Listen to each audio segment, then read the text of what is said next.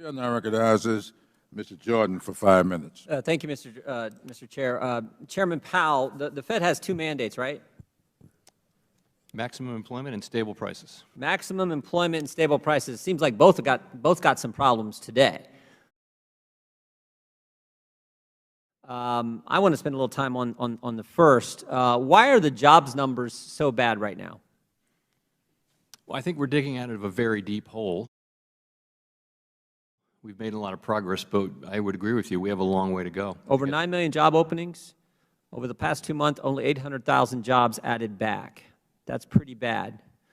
Is there a specific reason you point to as why those numbers aren't where we would, frankly, hope they would be?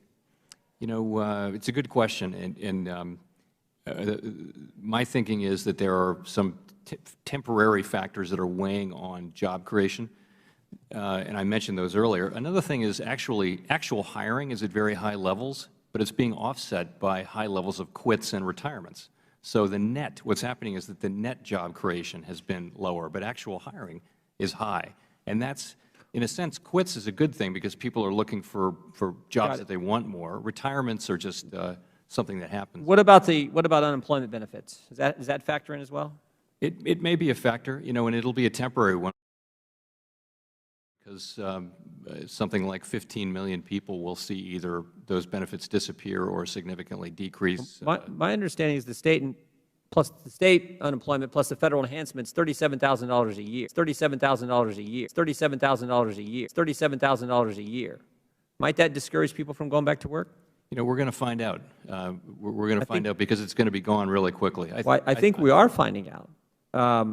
You add in the stimulus package, child tax credit, family of four, it's about $110,000. Child tax credit, family of four, it's about $110,000. I mean, every single employer, literally every single employer I talk to in our district, and frankly, employers I talk to around the country tell me they can't find people to work.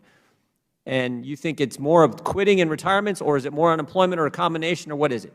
I think in terms of things that are weighing on people getting in the labor force, I think it's those three things I mentioned. It's still some people are still afraid of COVID. Maybe they're living with someone who's vulnerable. It's also schools are closed still, and having schools be open again will free up a lot of caretakers. I think unemployment benefits too. I think if you would expect a significant, a really strong set of jobs numbers coming up beginning in the next month. Didn't you expect higher numbers? Didn't you expect higher numbers in April and May? Yeah, I did. Which, I mean, it sort of surprised me. I guess when you pay people not to work, you shouldn't be surprised when you don't have workers.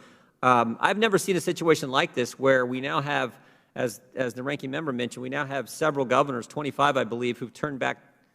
We said we don't want the federal enhancement to unemployment. I've never seen that. I've been in politics 26 years. I've never seen governors turn down federal money. So I think that just underscores how serious the problem is. But you said you think it changes soon? Well, we know that these benefits run out on the federal ones. What if the Democrats renew them, which they're talking about doing? Excuse me? What if the Democrats renew them? That'd be a problem, wouldn't it? Again, I don't comment on legislation. No, what you said you expect it to run out and that will help. I'm asking you, that's not what Democrats are saying. They're talking about renewing them. And if it helps if they run out, if they renew them, won't that hurt? Well, these are judgments for people who stand for No, I'm just following your logic. You said if it runs out, that will help the employment situation. I mean, I got employers. I think we'll see strong job creation in the fall. I really do, and I think there are all these, as you point out, 9.3 million job openings, many millions of people unemployed. There seems to be some kind of a speed limit.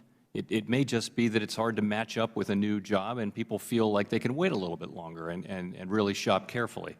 It seems to me, Chairman, and again, I know you're not going to comment on policies, but I don't know if the Democrats are doing anything right. They kept the economy locked down. They're spending money like crazy, proposing more, I think a $6 trillion budget the White House is proposing, all causing inflation. Inflation's went up the last 4 months, continues to increase. As we said, you got two mandates at the Fed, stable employment, low inflation. We got unstable employment, we got high inflation. And now they're paying people not to work, and that may continue. And then finally, on top of all that, they're thinking about raising taxes. I mean, this is amazing to me. First, you pay people not to work, and then the folks who are working, you're going to raise their taxes, and somehow they think that's going to help our economy, when, as I said now a couple times, every single employer I talk to tells me they can't find people to work. What do you think about all these policy ideas from the Democrats? Again, it's not my job. No, but your job is stable employment and low inflation. Right now we have 9 million job openings and inflation that's went up 5 months in a row. So something has to give. I'm not necessarily blaming you. I'm blaming the Democrat policies.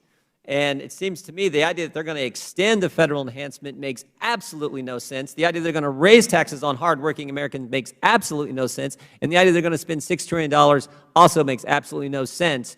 So as I said, it seems to me they are doing everything wrong, making your job that much harder. With that, Mr. Chairman, I yield back.